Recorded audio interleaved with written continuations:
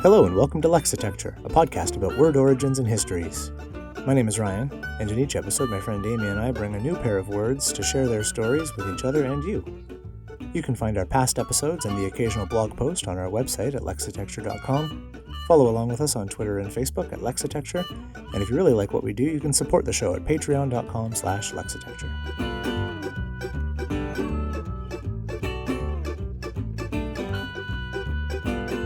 Today's episode, a superfluity of Varmint integrity. Listeners, we have a very super special episode, long in the making. Today we have another absolute wording class hero with us, the one and only from the Allusionist podcast, among other podcasting endeavors, the one and only Miss Helen Zaltzman. Woo! Hello. Hi. Thank you very much. Thank you very much for this is exciting. Joining us. If anyone has not listened to The Allusionist and you are listening to my voice right now, I mean, I appreciate you listening to my voice right now, but honestly, what are you doing? You have some catching up to do. Get your life in order. Yeah, fantastic language podcast covering all sorts of amazing angles and interesting things. I think Amy's introduction was when I told her about your episode on Scots. I had interviews with some fascinating people with really interesting memories, and from an outsider's perspective, it was really interesting because I know Amy, and I have been introduced to the fact that Scots is not just an accent of English. Good catch, Ryan. Good catch. That it's an actual, it's a language. It's a different language, and so, but it still was very striking to hear that type of thing really being illuminated in the memories of people who have dealt with the business end of that difference and the inevitable, because people are dicks. Yeah, discrimination and by terribleness. People like the English, particularly, are dicks, because this is the linguistic suppression story that comes up an awful lot. I don't think the English are the only dicks, but that was a heavily influencing Scots, and it's still so fresh, the suppression of Scots, and it could take such a long time to work the feelings out. Yeah. Well, when Ryan told me about the episode of that particular episode of The Allusionist, he mentioned a story from one of the people that you interviewed about being given the belt for using Scots. In the 90s! In the 90s! Well, I assumed... The 1990s. I assumed that this story was coming from someone of my parents' generation. And then I listened to the podcast and was like, oh yeah, because actually the belt was only just being phased out when I was starting school. So while I was never personally belted, my older siblings were. Oof. 1990s. Yeah. At my school in the 80s, there was a slipper, but it was only boys that got the slipper. So, an interesting form of sexism, that. Yeah. Yeah. Did anyone protest? I don't know. I just think it was a very different time, wasn't it? So it was just like, okay, you can protest when you're an adult and no one gives a shit for the next 20 years what you think or feel about things. Yeah. And since then, I think paradigms have changed quite a lot. And hopefully beatings in schools have stopped. That'd be nice. I'd like to think so. Certainly beatings of children by adults have stopped. Beatings of children by children, I don't know how you fix those. Yeah, I do think that's a bit different. I mean, I'm not saying I approve of it, but it's a bit different to a fully grown adult taking out some frustrations on a child with a slipper. Yeah. I do recall, Ryan, in Korea being told it's absolutely fine to hit the children. I don't know if you experienced this. Our school, we were told that the white people were the fun teachers, so please don't beat the children. But be aware that we will be beating the children on a regular basis. Yeah. I was basically told, oh yeah, if you need to do that. And I'm like, I don't need to do that. Yeah. Absolutely not. There is no circumstance where... My first week, I had to close the door of my classroom because there was a kid getting whomped in the hallway and it was distracting my students. And I was like, this needs to... all right. Here we are, I guess. Yeah. Here we are, but, I guess. Anyway. Hopefully that's changed too, because that was now, it doesn't matter how many years ago, because we're all getting inexorably older, and I hate time. We are old. But then at least time takes us further away from corporal punishment in schools, hopefully. Yeah. Okay, that's true. There's Yeah, a If nice there's a silver lining comfort to it. aging. Yeah. I like that. Anyway, the moral of this little tangent is listen to The Illusionist because it's awesome. Yeah, most of it is I- less bleak than like beating children makes it sound. Listen, the apples episode was an absolute delight. Oh, yeah. Just so great. So great. Sometimes it's nice to do an episode with lower emotional stakes. Well, I was really interested because I recently Googled Driscolls. Now, this will mean nothing to most normal people in the world who don't read everything. But I am from Scotland. I am from Dundee, which is in the northeast. We grow good soft fruit around here. As such, I'm a snob about strawberries and raspberries. I only eat them when they're in season. I only eat them when they're Scottish. And I always check to see what variety I'm eating, even if they've come from the supermarket. You know, I always have a look. And there's a variety of raspberries that I enjoy very much called Driscoll's Maravilla. And I recently discovered, this sounds ridiculous, I recently discovered blackberries. Oh, congratulations. I'm so happy for you. Did you I'm just walk 38 into years a old hedge and- and there they were? They are brand new to me. I was at a party and a small child gave me one. And I didn't want to hurt her feelings, so I ate it, even though in the past I've always thought they looked a little bit too knobbly and full of seeds. And it was the most delicious thing. And I was eating a punnet of blackberries and I discovered that they were also Driscoll's, I can't remember but it was Driscoll's something. And I'd kind of conjured up this idea in my head of Driscoll, this quaint Victorian fruit grower who would have been at the Apple Congress, you know, and would have exhibited things to the Royal Horticultural Society and all this kind of thing. And I'd very much decided that Driscoll was this figure in fruit history. And then I Googled Driscoll's and discovered it's a massive American multinational fruit growing company. It's like Mr. Kipling, not a real Mr. Yeah, I feel a bit bereft. I feel as though this imaginary person he's gone now. But the good thing is that you can just pick your own blackberries off a hedge next September. And, yes. you know, you don't even have to think about brands and how Driscoll has hurt you and left you high and dry. Well, this was the thing about the apples. I had no idea that I was looking at brands. No, same. And I guess it makes sense now that they've said it, that the ones with the little sticker on are a branded product. But I just thought, well, apples have a lot of varieties due to the ways that apples are grown. So basically, if you throw an apple seed in the ground, it can come up as any type of apple. It won't necessarily be like the apple that it came from. So there are a lot of apple varieties compared to most fruits. But I did just think those are names of varieties. They're not a branded thing that someone owns. So the Cosmic Crisp apple that was the thing that precipitated the episode that I made, because it is about to be launched with great fanfare, the biggest apple launch of our lifetimes. Whoa. There's something like a 10-year embargo on that apple being grown outside of Washington State. Wow. I think you can lease it. So I didn't realise that, but it's obvious now that I have realised it, that with all these apple branded things, like they know where those apples are being grown. Those trees are kind of licensed, and I assume you could take a cutting and like make a sneaky Fuji apple tree or something. But yeah, it's a lot more corporate than I thought fruit kinds could be. Wow. Much like Driscoll. Much like Apple paternity suites must be a nightmare. They must be. Right. Just so hard to get the parents to speak in court. We're totally out of Jerry Springer's depth on this one too. They rarely throw chairs at each other, so his whole brand is off. Just throw apples at each other. So,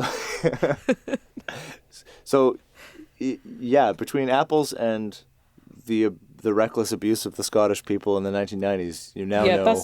That's the scale of the show, really. I feel like that's a good rundown. Yeah. Like, Thanks. what do we call apples? You just spoke in Scots. I'm going to hit you now. There you go.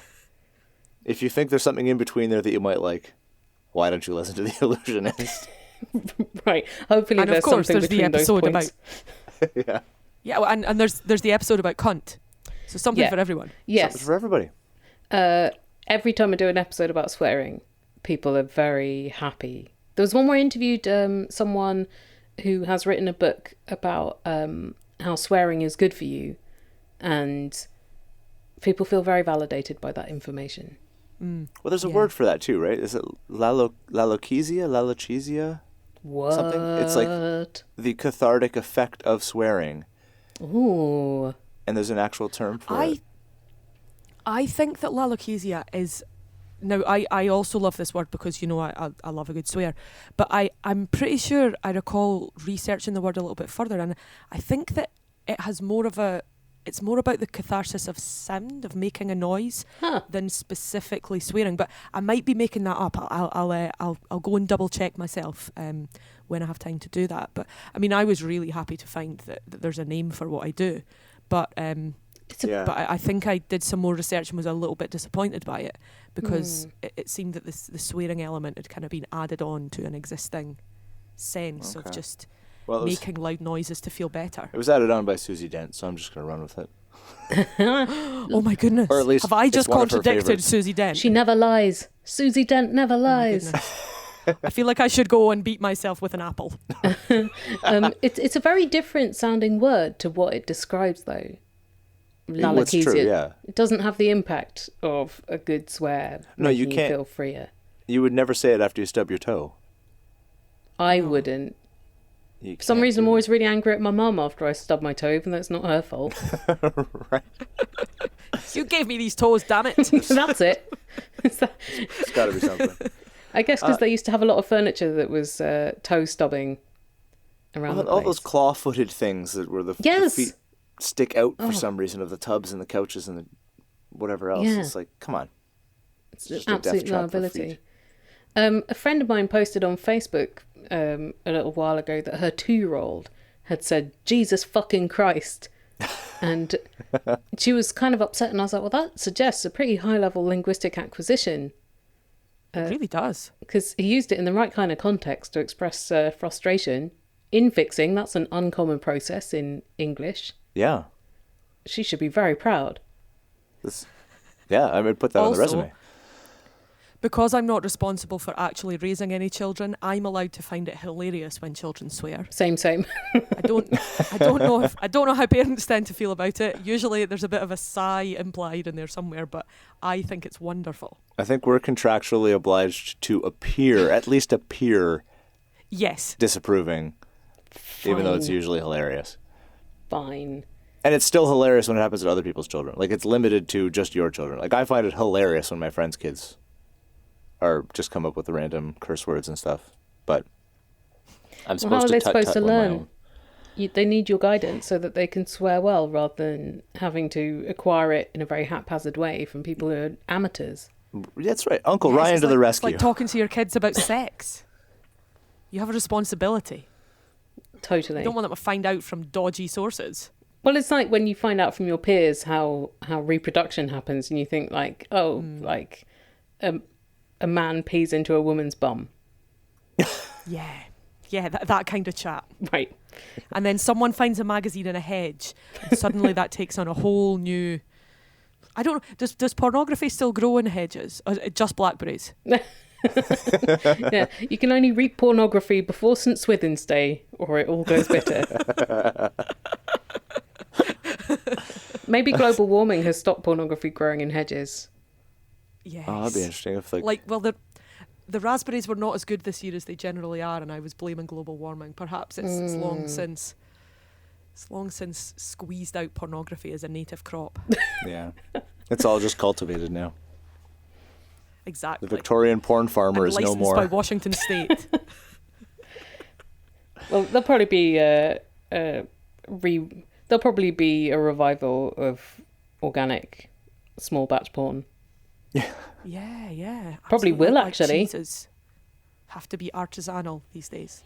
Exactly. Somebody's writing a series of tweets right now, and I don't know if I want to see them or not.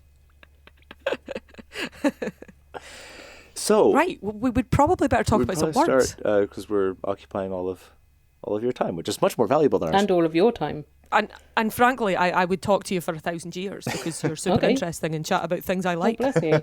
Well, after a couple of hours, you might be like, oh, okay. Not so much. I doubt it, but I have to go check on the yeah, pornography you have crop in the continents to hedge. tour and things. The pornography crop. I'm sort of thinking about the pornography farmers now. Yeah. I feel a bit sorry for them. I wonder what they've had to go into now. You know, when these old-fashioned, homely, wholesome jobs are kind of like, where are all the barrel makers? I hope they're all right. Yeah, the Coopers. They have skills. Someone just think of the Yeah, Coopers. They have skills that were really, really super important, and now they're just kind of slightly novel.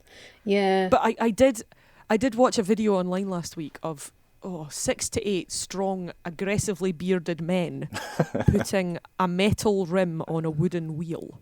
Ooh. Yeah, I made that noise too.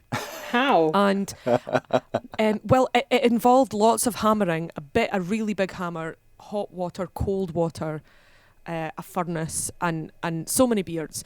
And I was genuinely confused because I couldn't figure out if the men doing this work were all just really, really committed hipsters, or if it was in some sort of living museum type place and they were actually dressed up as old-timey people.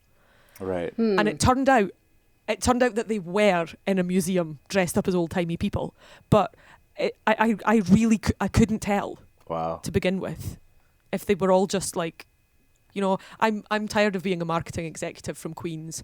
At the weekend, I'm just going to go and put metal rims on wooden wheels with my friends. Yeah.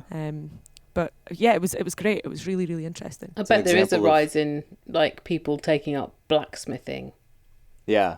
Well, I was thinking as I was talking about the Coopers, it's such skilled labour that it has to go somewhere. You know, there may not be as many jobs for blacksmiths anymore, but I'd imagine there's still a need. So probably those that do it make lots of money and are very busy with it. Well, it's like That's my... it's like in our business or TV, tape editors. Like Yeah. around the beginning of the century were essential, and then very soon after were not. But it's like a very specific and skilled job, and then just almost completely unnecessary. Yeah, it just vanishes overnight. Yeah. I sort of feel like Crazy. there should be some kind of government-sponsored museum of skills where people like that are kind of taken in by the state and tended to, and they're allowed to program early computers and press flowers and make barrels and wheels and tape editing and all that stuff should just be kind of kept and passed down slowly and gently. But I really wish that I got to make up the world. The Skills Museum does sound pretty awesome. That does sound I interesting. mean, I'd go there. That's It would interesting. also keep people from thinking that anything is a safe bet. Yeah, that's true. Just remind everyone how many iterations of I can't believe progress has taken this job away there have been. Yeah. Treasure your paychecks, people. As you never know. Helen, you are our illustrious guest today. Would you like to take it away with the word and or topic you would like to talk about first, and we can... Okay. Although what if I do it wrong and you're like, oh, dear God. Oh, it's embarrassing. Lucky for Well, you. if you would prefer for one of us to go first, then that's absolutely fine. But yeah, no, go for it. But Okay. Well, Well, you know, 'cause why I've don't gotta I go learn the first, ropes. and then we'll go from there. okay, So cool. my word today comes from a gift that I received from a friend of mine named JJ, and he was clearing out his dad's one of his family cottage or second home or something, and he found an old vinyl record called The Secret of Successful Varmint Calling. and he gave it to me because he's an excellent person. And so my word today is varmint, which makes me think, Wow. which until I got that record, would exclusively make me think of Yosemite Sam from the Bugs Bunny cartoons. Absolutely. Yeah. Mustachioed, 100%. gun-toting, big hat, big voice, and lots of hate for Bugs Bunny, who was a bit of a jerk, I'll admit that. But He's very alpha, Bugs Bunny. yeah, I always thought of him And now I will always think of the cover of this Secrets of Successful Varmint Calling LP that I have now in my house. Varmint calling. So it is an American word. I mean, I'm sure there's a dialect somewhere in one tiny corner of England where it originally came from, or might have had its origins or something. But for all intents and purposes, it is a Yankee word. The earliest OED citation is a bit weird because it's from a book from 1827, and every other usage starts in around that time, 1820s, 1830s, 1840s. And but the letter in the book that it's printed in, is a collection of letters, and this letter apparently dates back almost 300 years earlier, to the 1530s, late 1530s. Wow. And it's Varmint, Varment, not int. They're interchangeable, being a collective noun at the time. So what I'm thinking is, what it seems to me, and someone out there will know more than me about this, because there's always someone for whom that's true, is that it seems like maybe this word was a regional dialect thing, and then maybe this collection of letters brought it back and kind of kick-started it, because it. Oh, I love the thought of that. Imagine a culture being so language focused that a single, I mean, it happens, doesn't it? You know, a single book, a single article, a single tweet can influence language to that extent. Are you suggesting Varmint was the on fleek of its age? Yeah. Like, let's all be really cool, trendy, and fashionable. Let's all use Varmint. Yeah, because it's the ultimate early 19th century hipsterdom is to revive 16th century English dialectical words. Yeah. And pretend it's really new. And so and there's another weird thing. So that's the collective noun varmint. The singular, like used as a singular, that varmint, that pesky animal, whatever, was the first one is in 1689, and then the second one is in 1828. So there's another huge gap there. It's very strange. So it seems like, but in the 1800s, it really took off. That's where it really got legs. It was in the mid-19th century. And it meant just an adaptation. Basically, it's just an adaptation and a morphing of vermin. So Vermin. Which, of course it is. Right? I feel so stupid for never having realised that before. I looked at that and went, wow, yeah, that makes all the sense all the time. All the sense. So since the late 17th century, vermin has meant loathsome or unwelcome critters, just like bugs, reptiles, snakes, whatever.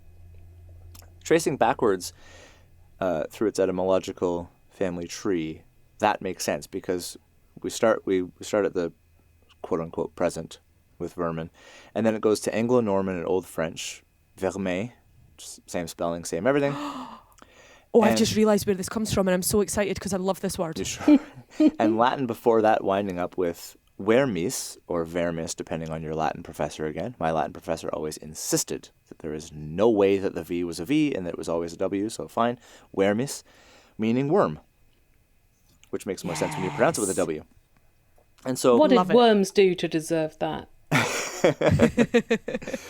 Worms are so useful. Right. They're incredibly I suppose useful. it depends on where you find your worms, doesn't it? You find them in your garden, useful. You find them in your flour, less useful. Find them in your intestine, really not a good idea. No. Killer diet strategy, though. Literally, sometimes. Yeah. So the way back before then, peering through the mist of time to get a good old slice of pie, the pie root that gives us vermin it's one of these pie roots that have 3 or 4 different usages and meanings, and it's transliterated as WER, and it means to turn or to bend, which makes sense for a worm. And the cognates of this one are pretty interesting, as is sometimes the case. So the root for worm gives us universe, which literally means everything turning into one. What? The oneness of everything. And it gives us a bunch of directional words that use vert or verge, so convert, diverge, converge, retrovert, those kind of things. It gives us extrovert and introvert, because you're turning inward or turning outward. And it gives us anniversary, because it's the turning of the year. Oh, that's so beautiful. Oh my god. which I've never put together before, because the Annie part of anniversary made sense, and then I just went, well, it means something to do with year. But Yeah, exactly. But the first part You've just described my entire approach to etymology. Yeah. The verse part is like same with like vermicelli, the worm noodles, but it's the turning of the year. And then last but not least, in light of Amy's recent adventures in anatomy exams, this is where we get the word wrist, because it's the turning joint. And so that's where the word wrist comes from, is also from the same root as worm. Beautiful. So universe, extrovert, wrist, anniversary, all gave us worm, which gave us vermin, which gave us vermin, which gave us varmint, which gave us Yosemite Sam, and secrets of successful varmint calling. Mind-blowing. Satisfied academic noises. Oh, that's great. So I was pretty excited to see that. I liked that. It's funny because one of the things, I had looked at this as soon as I got this gift from him. I looked at varmint because I was like, we were already doing the show, and I was already in that mode where every time I see a word, I go, maybe that's for the show. And yeah, absolutely. And I looked it up, but because it's one of those things where I've got like this list of things that I've sort of half researched, or half is generous, an eighth researched, and now when I go back to them, I kind of feel I have this nagging deja vu feeling where I'm like, did we already do this, or is it just because I looked it up before? Yeah. Or in this case, I go, is this actually interesting? Because I'm no longer surprised by it because I looked it up a little bit before, and so I almost didn't do it. So your satisfied academic noises are encouraging, because I was like, okay, this was worthwhile. But it was like one of those things I was really debating it for a bit. But yeah, so there's this. Tell me, Helen. Story of Varmint. Yes, that's awesome. Helen, tell me, how long do you make podcasts for before you get a really good sense of how well a thing is going to work or not work? Oh, wow. I mean, I've been at it for nearly 13 years, and still, you're like, well, let's see if I can salvage this in post-production. Because what Ryan is talking about is it's a weekly occurrence as far as I'm like, I think I love this word, and sometimes you get super excited about something, and then when it comes to the episode, you're like, meh. Yeah. And other times, something that seemed like it was just going to be like a good solid word to talk about actually turns out to be really quite fun, and people really like it. Is it just a crapshoot, really, all of it? I think so. I find that I only want to do things where I don't know how it's going to turn out. And that makes sense. And even when I think, well, I've got to release this, but I think it is not good, the listeners might like it. Like, it really amazes me what they like. So either they have terrible taste or I do.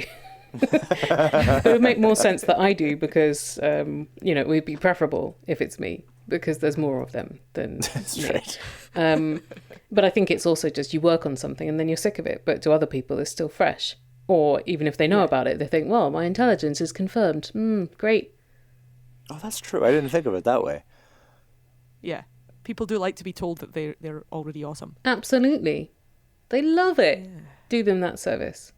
That's good. You guys are awesome. Ryan, all you. I feel like there are so many Yosemite Sam words out there, because I found him a fascinating cartoon character as a kid because he used so many words I'd never heard before. Yeah, I had no idea what succotash was. I had no idea what Yosemite was. Then yeah, that was another one. Yeah. Also, I really wanted it. I remember being faintly angry when I looked it up and discovered that it wasn't Yosemite. Yes. How dare? But why? What? I thought he was called Samity Sam. Oh. Okay. Don't go, that makes sense, because does it? Yeah, it kind of does. I mean, it's Yosemite Sam. Yo, Yosemite Sam. I'm talking about when I was like 5. Once I could read competently, then I could put things together. I'm feeling pretty confident saying that next to possibly pirate, I think grizzled 1800s, like early 19th century Western American prospector is probably the most fun slang. Like, I think pirate gives it a run for its money, but it doesn't have the cachet of talking like a pirate. But Victorian Criminal's pretty good too. Oh, that's true. We had an episode recently where we talked about Amy completely forgets the word that she discussed. Thank you. It or was the Cant dictionary. Yes. Yeah. Also, sorry, Karen. No, on you go. Also, interruptions are a big part of this show. She says, do you edit? Interrupting once again. Can you edit Not out me usually. slapping my tea? Also, this slang of early 20th century soda jerkers in like diners of New York, Oh, yeah. which is mainly slang related to the jerking of sodas and the Yeah. concentration of ice cream or syrup and stuff. But it seems like more to remember than just saying 2 scoops of ice cream and 1 shot of syrup would be. Yeah, it does seem like it's making things slightly unnecessarily complicated. Also, those But maybe I 5 have a guys that boring derailed that reading of The Tempest have now gone off on their own thing about drinking sodas. I they've had died no now. idea that a soda could be jerked. I've never heard of that term before. That's brilliant. I suppose, again, because in Britain we didn't really have the soda fountains where you would pull a soda like a pint. No, that's true. The malt shop is a very Americana thing.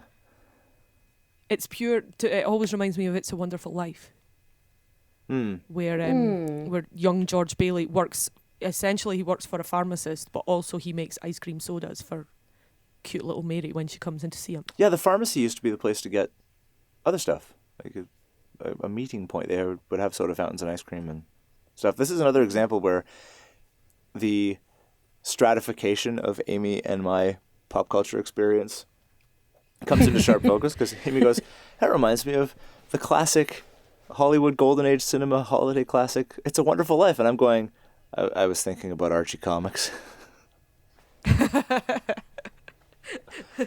Fair enough. Just I've never seen an Archie comic. I have enough of an awareness of the existence of Archie comics to occasionally be able to look at a pop culture reference that's making a nod to Archie and go, oh right, it must be an Archie thing. But Right. I wouldn't get the joke. I ascribe everything to it must be an Archie thing. That's probably safe.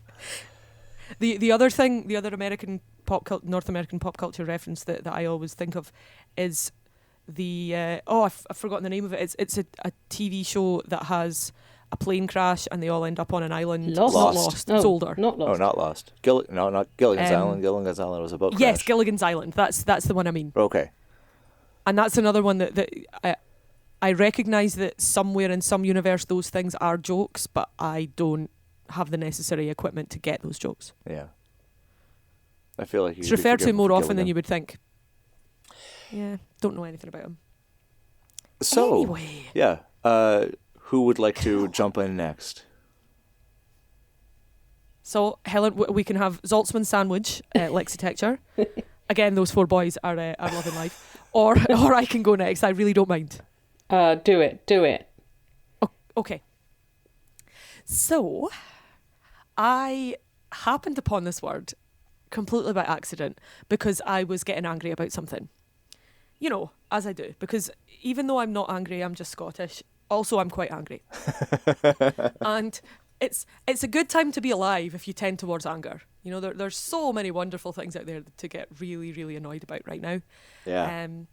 And also, given the ongoing, entirely tiresome and stupid political situation in Great Britain at the moment, I was thinking about this word, and it occurred to me that I had, you know, you were talking about, I know that part of the word refers to this thing, therefore I can roughly understand what it means. Yeah.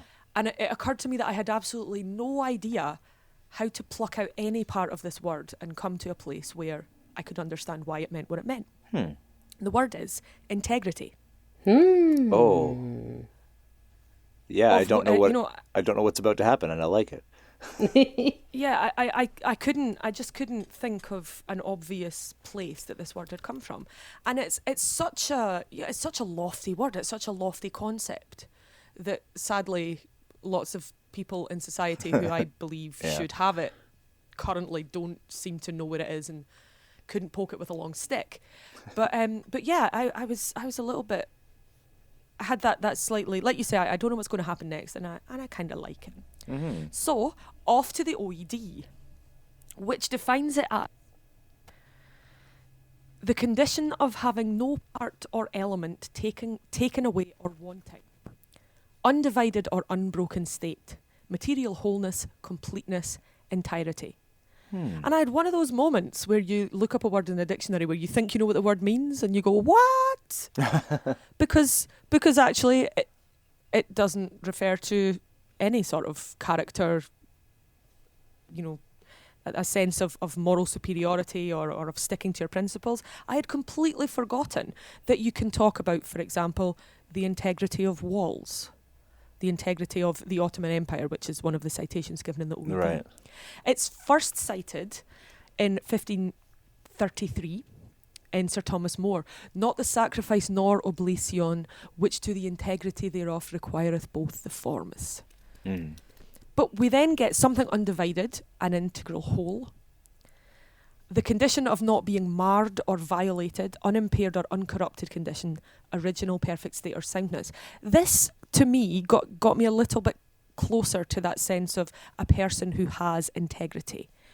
And then definition number 3 brings us to, in moral sense, we have first the obsolete, unimpaired moral state, freedom from moral corruption, innocence or sinlessness. Now, while the OED marks this as an obsolete usage, I think that a lot of this sense comes into the second given under 3b, soundness of moral principle, the character of uncorrupted virtue, especially in relation to truth and fair dealing, uprightness, honesty, sincerity. All these words that you would see on a political campaign poster.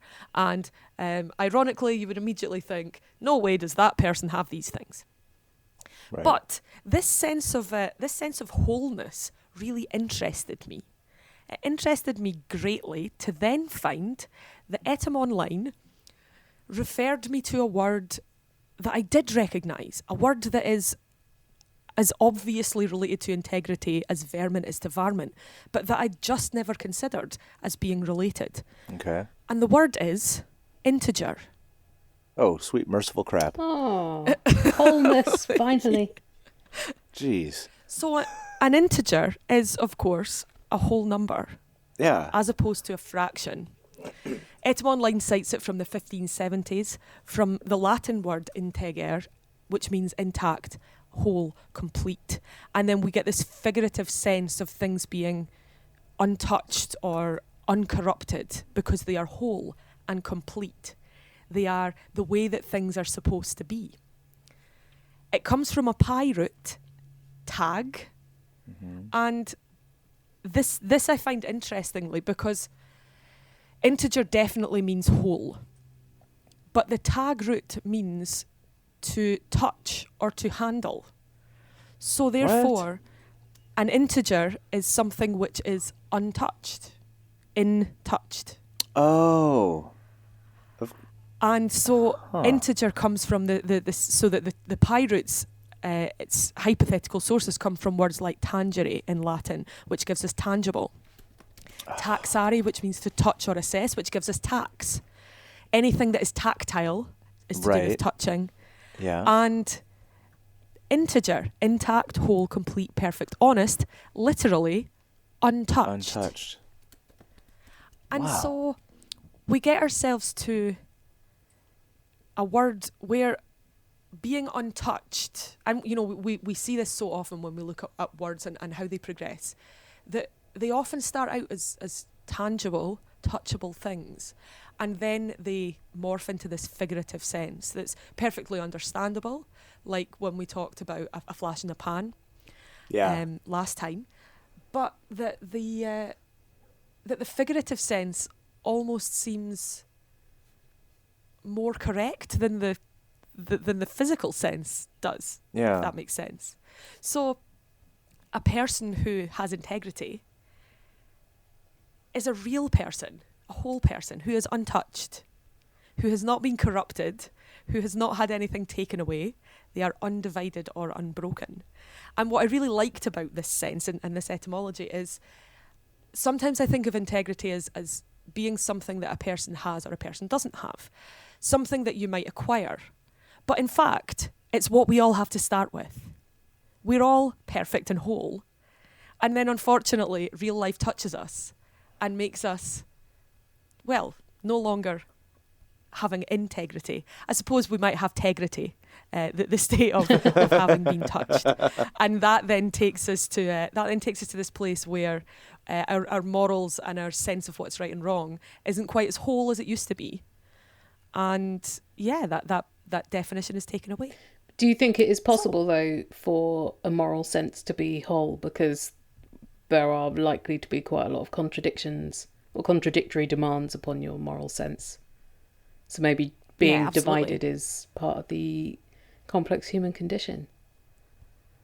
And it's almost like the sense of, when you study Paradise Lost, and no one really likes God very much because God is perfect and untouched and whole. And sometimes having integrity means not being divided, but causing a great deal of division, if that makes sense. Yeah, it's one of these words. Usually finding out the etymology of a word gives me a sense of kind of completeness, of satisfaction. And with this one, I feel like it gives me yet more questions about this term and its meaning and how I think about it and how I'm going to use the word in future. That is really interesting. My first thought is that it's related to the Dunning-Kruger effect, where the people with the most confidence are the people who don't know anything. And then there's a big dip in your confidence as you learn things. And then it's not until you get to the very other end that you become confident again. There's a similar thing like that someone did about the intersection of language knowledge and pedantry. And the idea that as you learn more, because we were talking about this an episode or two ago or something, over the course of doing this and doing this much research into words and word history, I have become vastly less prescriptivist than I used to be. Same. It's not sustainable, is it? Yeah. You can't. You can't do it. And so it starts to just feel ridiculous and stupid. Yeah. It's like insisting that you're only going to use a hand cranked car. Yeah, exactly. Like, okay, you do that. If it makes you really happy, then you can, jump out and start the car by hand every single time. But just so you know, there are other ways to do it, and most people are taking the easier route. Yeah, there are better ways to live. It would be okay if you did that too. Yeah. And so one of the things in my misspent etymological nerd youth was indeed knowing the idea of integrity being not quite whole and untouched in the same sort of way, but at least meaning undivided in your principles, but without a moral. I sort of knew that at least in one sense and in one point, it was divorced from a qualitative analysis. It wasn't. So the favorite thing that I would break out for my "look how smart I am about words" thing is that Hitler had a lot of integrity. Because he had principles and stuck with them. And he stuck to them. He was single-mindedly pursuing his thing, yes. Yeah, so that was my big, I'll get you with this. And so I knew that there at one point in there, I was there, but I'm kind of gratified that I was, to the surprise of no one who knew me as a teenager, dumb. And so it's nice that it has that, but it's not even necessarily a qualitative thing still. It's just the nature has been untouched. I mean, when you say uncorrupted, it does have there's a judgment there. Yeah, I suppose that's true. But and integrity, integer, I never made that connection before, and that's amazing. No, I love that. No, I was stunned by my own stupidity. I also I've complained in the past that there's no adjective to describe one who has integrity. And of course, just as last week we discovered that majestical is indeed a word, there is. It is integrious. Integrious? Integrious. Yeah, from 1658. Oh, I love that. I suspect that it's obsolete. I am waiting for my computer to tell me, because I spotted it in the list there, just at the side of the entry for the OED. But I would assume that it's marked as an adjective, and I would assume that an integrious person is one with integrity. Oh, that's amazing. And given today's political climate, it's de facto obsolete, even if for no other reason. Sorry. Yeah. This is not a political podcast. It's not. We're not clever enough for such things. Definitely not. But that's, wow. That's awesome. Integrity, integral, integer. I like that. Nice. Good word. Thank you. Satisfied. So, that, Helen, is how we roll around here. What have you got? Well, I've been looking to a category of words which I get people messaging me every few weeks saying, "Oh, can you look into the collective names for animals?" And I thought, today's the day. Oh, nice. You know, the ones like murder of crows and unkindness of ravens. I might have to get up and do a little dance because this is amongst my most favourite type of word in the entire universe. Yeah. What kind of a long-running joke? Because as far as I can tell, people who are expecting a great story may be disappointed because I think a lot of these were just people pissing around, which I appreciate. You know, There's not enough confirmation of that in etymology. So a lot of them came from a book printed in 1486 in England called the Book of St Albans, after the town St Albans. And it was basically a collection of essays about men's interests, which at the time were hawking, hunting, and heraldry. And then there was very soon after a reprint that included the first ever English language essay on fly fishing. So which isn't alliterative. That's amazing. You can see why they didn't include that. Yeah, just to keep it down. It was also the first ever colour printing in England. Oh, so really? The heraldic shields were in 6 colours. And in the hunting chapter, which is attributed to a prioress named Juliana Berners, who must have had a taste for the adventure sports, even in her career as a nun.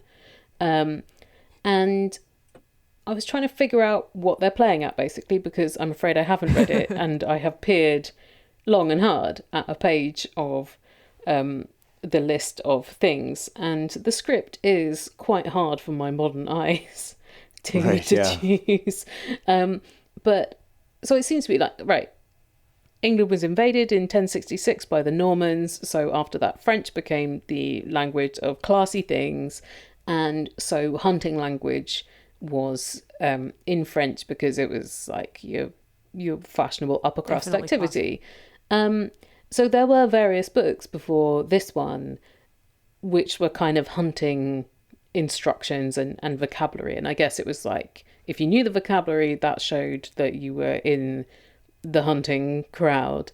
So I guess it was a desirable thing, and also it was desirable to create more vocabulary to prove to other people they were not in the hunting crowd. Because how do you know you're top of the heap if you can't see the rest of the heap beneath you?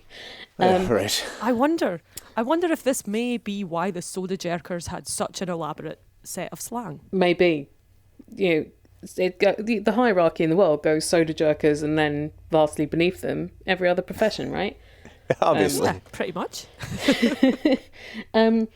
So there was hunting terminology. They started categorizing animals by droppings and coming up with more terms for droppings, which I need to go and read in medieval French, except I can't. And they had some different terms for animals. So there was a list from about 1452 of 70 collective nouns under terms of venery being hunting, basically. So by this book, in 1486, there were 164, but not all of them are for animals, because they also have a lot of professions. They have an eloquence of lawyers and a sentence of judges. They have an execution of officers, pretty dark. A poverty of pipers, showing that music was not a lucrative career then either. An observance of hermits, which hermits were solitary. So having a collective noun for hermits is clearly not a particularly useful bit of vocabulary. This does start to smack of people just liked words and decided to be a bit silly, doesn't it? And then there's superfluity of nuns, which is a bit of a cell phone. Harsh. for Juliana Berners, the prioress. An incredulity of cuckolds. Too real. Yeah. A drunk ship of cobblers, so maybe Love it. shoemaking was a very boozy profession. Gaggle of women, which is harsh. So Yeah. there was also gaggle of geese in the same thing. Well, that was geese on the ground. They had several different terms for geese Yes, on the that's ground, right. but then in flight, the geese were a skein. But I Really? think it was like, women make a lot of chattering noise like geese.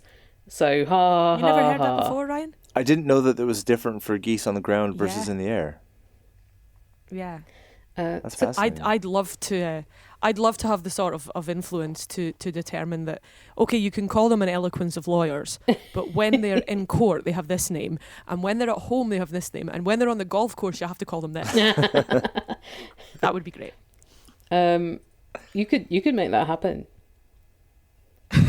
You've got the platform. That's right.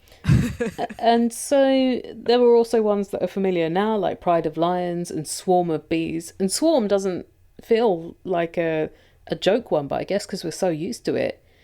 And then there's some which are newer, like A Wisdom of Wombats, presumably is not from 1486, because an English writer would not have seen a wombat yet.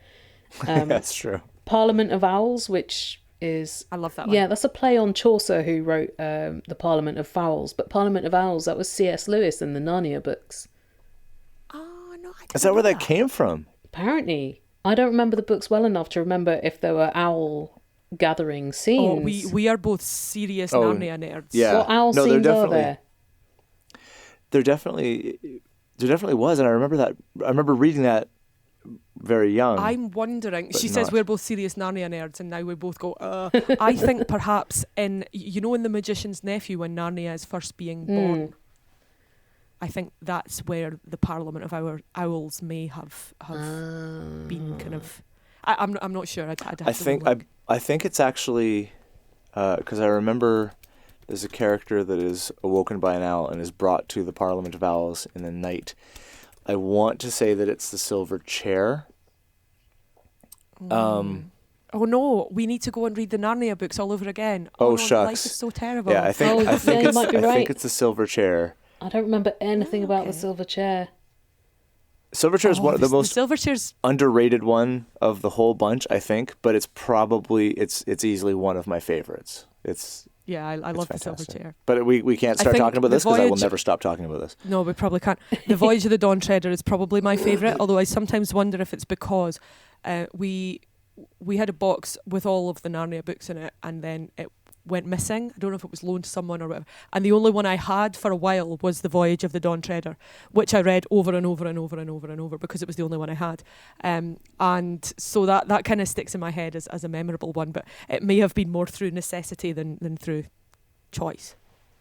But tell us more about collective nouns. That's basically it. I think when someone is just mucking around, there's not a deep load of psychology to get into. And also, they don't know very much about Juliana Berners, and even her name is spelled multiple different ways.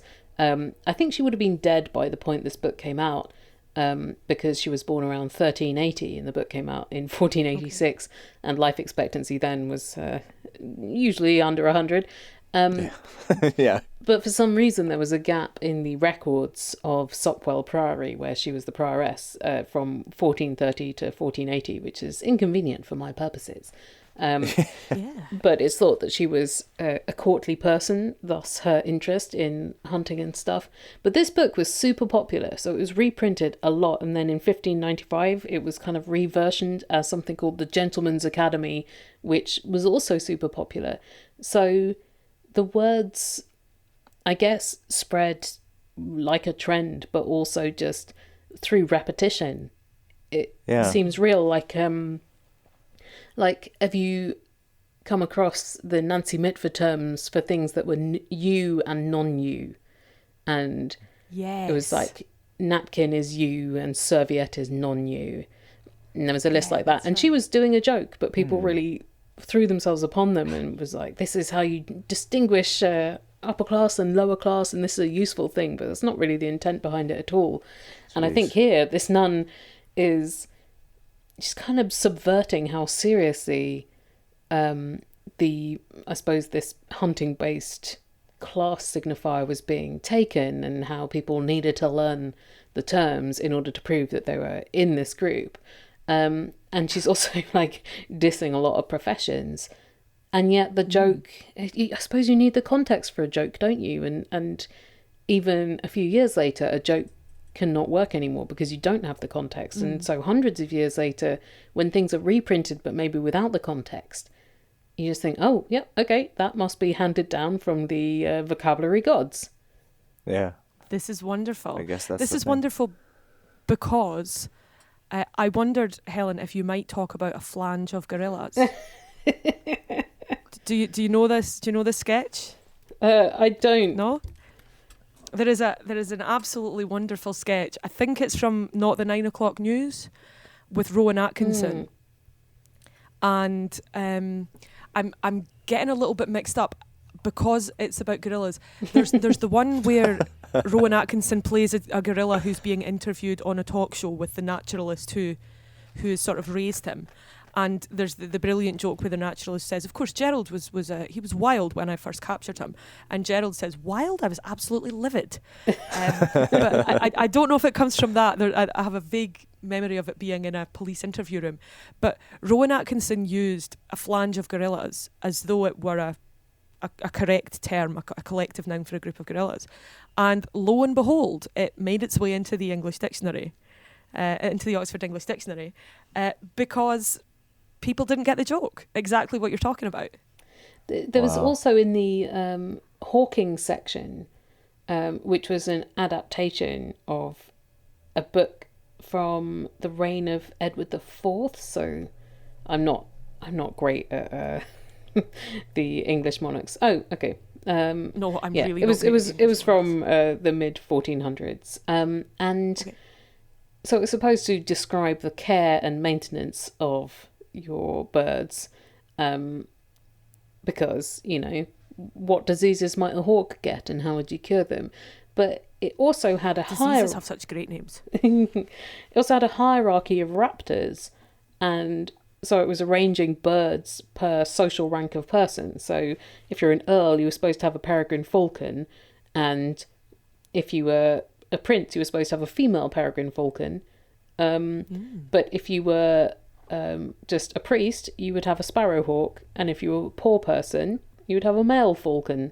So it's extraordinary, isn't it? I mean, wow. Britain has been very hung up on class for a very long time, and I assume again that this is like a joke, but maybe people are like, yes, I must get my female falcon, get out of my way.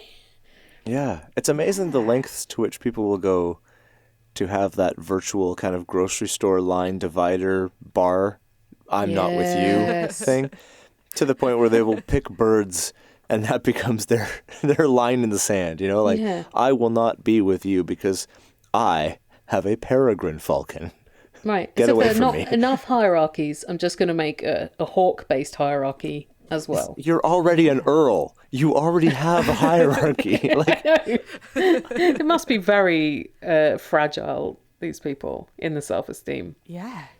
Now, absolutely. Even if they get the peregrine falcon, they're not going to feel secure. They'll be like, well, probably some other earl's got a peregrine falcon. How can I level up? Yeah. His is prettier than mine. Damn it. Or more violent. What's more prized? Do you think there were personalised number plates on peregrine falcons in the 15th century? Oh, yes, please. I'd like to think so. I hope so. I really hope so. Oh man, I do love collective nouns, and I love that.